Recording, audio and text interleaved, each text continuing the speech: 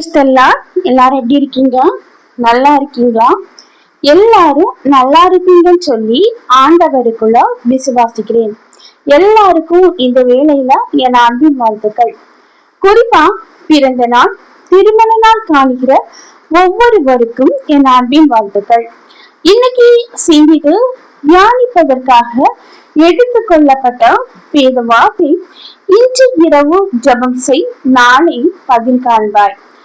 பிரியமானவர்களே, வாழ்க்கையில ஏதோ ஒரு காரியங்களுக்காக பதில் வரும் அப்படின்னு சொல்லி ஜெபிச்சு ஜெபிச்சு சோர்ந்து போயிருக்கீங்களா? உங்களை பார்த்துதான் ஆண்டவர் சொல்றாரு, இன்று இரவு நீ ஜெபம் செய், உனக்கான பதில நான் தருவேன் அப்படின்னு சொல்றாரு.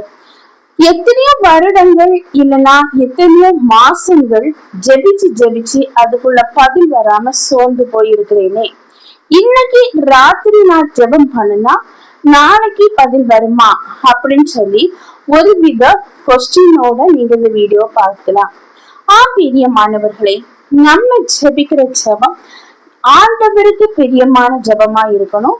சில தெளிவான அந்த ஜெபத்துக்கு எப்படி ஜெபம் பண்ணுனா ஆண்டவர் கேட்பாரு, அதுக்குள்ள பதில தருவாரு அப்படிங்கிற அந்த தெளிவு நம்மளுக்கு எல்லாருக்கும் தெரிஞ்சுதா இருக்கணும். பாருங்க, நம்மள பல பேர் என்ன பண்ணுவோம், ஜெபிக்கிறோம். ஆனா ஆண்டவர் சமூகத்துலதான் ஜெபிக்கிறோம். ஆண்டவருக்கு முன்ன முழங்கால் படியிடுகிறோம். ஆனா நம்மளுடைய இதயம் எங்க இருக்கு? நம்மளுடைய சிந்தனைகள் எங்க இருக்கு? நம்ம எண்ணங்கள் எங்க இருக்கு?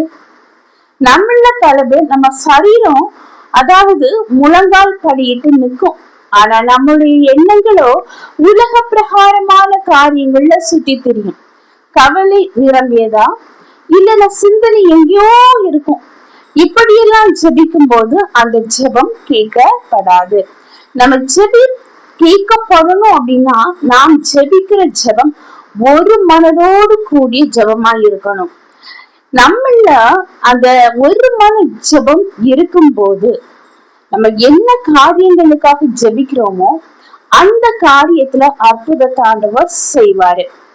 சரி, இப்ப ஜெபிக்கிறது ஒரு மனதோட ஜெபிக்கணும்னு தெரிஞ்சாச்சு. ஆனாலும் நான் ஒரு மனதோட ஜெபிக்கிறேன், ஆனாலும் என் ஜெபம் கேட்கப்படல, அதுக்கு ஒரு பதில் வரலையே அப்படின்னு சொல்லி ஒரு மனதோட ஜெபிக்கிறவங்க யோசிக்கலாம். பாருங்க, நம்ம ஒரு மனதோட ஜெபிக்கும் போது அந்த ஜெபம் தெளிவான ஜெபமா இருக்கணும். என்ன காரியங்களுக்காக நம்ம ஜெபிக்கிறோம், எந்த காரியத்தை ஜெபிச்சு பெற்றுக்கொள்ளணும் அப்படின்னு சொல்லி விரும்புறோம், அதுல ஒரு தெளிவு இருக்கணும். ஏதோ ஜெபிக்கிறோம், ஆனா பல காரியங்களுக்காக ஜெபிப்போம், ஆனாங்க ஆன்சர் கிடைக்காது. இப்படி இருக்கும்போது நம்மள பல கவலைகள் வரும், வேதனைகள் வரும், கூடவே விசுவாசம் குறைஞ்சு போகும்.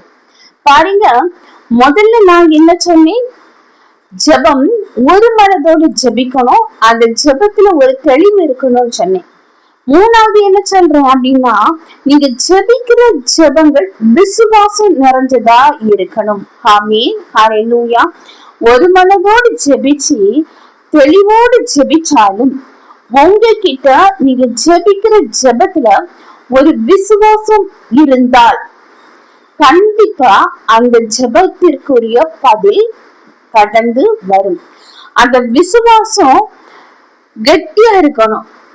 ஒரு நாள் வெயிட் பண்றேன்ப்பா, நான் 2 நாள் வெயிட் பண்றேன், சரி ஒரு மாசம் வெயிட் பண்றேன், ஒரு வருஷம் வெயிட் பண்றேன், ஆனாலும் என் ஜெபம் கேட்கப்படல அப்படிங்கும் போது மனசுக்குள்ள இந்த ஜெபத்துக்கு ஆண்டவர் பதில் தருவாரா இல்லைன்னா ஆண்டவர் பதில் தரமாட்டாரா அப்படின்னு சொல்லி நம்ம மனசுக்குள்ள தோணிச்சுன்னா அந்த ஜெபம் என்ன ஆகுது அப்படின்னா விசுவாசம் குறைஞ்ச ஜெபமா மாறி போகுது. விசுவாசம் குறையும் போது அங்க அற்புதங்கள் நடப்பதில்லை. நம்ம ஜெபிக்கும் போது நம்மளை சுற்றி இருக்கிற சூழ்நிலைகள் அந்த ஜெபத்துக்கு ஆப்போசிட்டா, அந்த நம்ம ஜெபிக்கிறதுக்கு நேர் எதிரா இருந்தாலும் நம்ம விசுவாசம் நிச்சயமா ஆண்டவர் என் ஜெபத்துக்குரிய பதில தருவாரு, என்னை சோர்ந்து போக விட மாட்டாரு. என் வாழ்க்கையில ஆண்டவர் நான் என்ன காரியங்களுக்காக ஜெபிக்கிறேனோ அந்த காரியத்துல அற்புதம் செய்வாரு. என் வாழ்க்கையில ஒரு பெரிய அதிசயம் செய்வாரு. என் வாழ்க்கையில எல்லாமே நல்லதா நடக்கும். நான் ஆண்டவருடைய பிள்ளை அப்படிங்கிற அந்த விசுவாசம் மேலோங்கி நிற்க வேண்டும். அதுக்கு அடுத்தது பாவம் இல்லாமல் வாழ கற்றுக்கொள்ள வேண்டும். பாருங்க, நிறைய ஆசீர்வாதம் வேணும் அப்படின்னு சொல்லி எனக்கு ஆசை இருக்கு. ஆனா அந்த ஆசீர்வாதங்களுக்காக நான் ஒரு மனதோட ஜெபிக்கிறேன், தெளிவான ஜபத்தை ஏறெடுக்கிறேன், ஆண்டவர் மீது நான் விசுவாசமும் வச்சிருக்கேன். அப்ப நிச்சயமா நான் ஜபிக்கிற ஜபத்தை ஆண்டவர் கேட்பாரா? கண்டிப்பா கேட்பாரு. ஆனாலும் நீங்க ஜெபிக்கிற ஜபத்தை ஆண்டவர் கேட்கணும்னா நம்ம பாவத்திலிருந்து மனம் திரும்புறவர்களா மாற வேண்டுமாமே. ஹல்லேலூயா. என் வாழ்க்கையில அற்புதம் நடக்கணும், அதிசயம் நடக்கணும் அப்படின்னு சொல்லி ஆசைப்பட்டுட்டு ஆண்டவர் சமூகத்துல நம்ம முழுவதுமா ஒரு மனதோட ஜெபிச்சுட்டு, ஆனா ஆண்டவருக்கு பிரியம் இல்லாத சில பாவங்களை செய்து அந்த பாவத்துக்கு முன்னுரிமை கொடுத்து உலக பிரகாரமா மனம் போல போக்குல வாழ்ந்து அடுத்தவங்களை மன்னிக்காம வாயில் வார்த்தைகளினால ஆண்டவரை காயப்படுத்தி கண்ணின் பார்வைகளினால பார்வையின் இச்சையினால ஆண்டவரை காயப்படுத்தி நம்ம இஷ்டத்துக்கு வாழ்ந்துட்டு நம்ம கேட்கறது நடக்கணும்.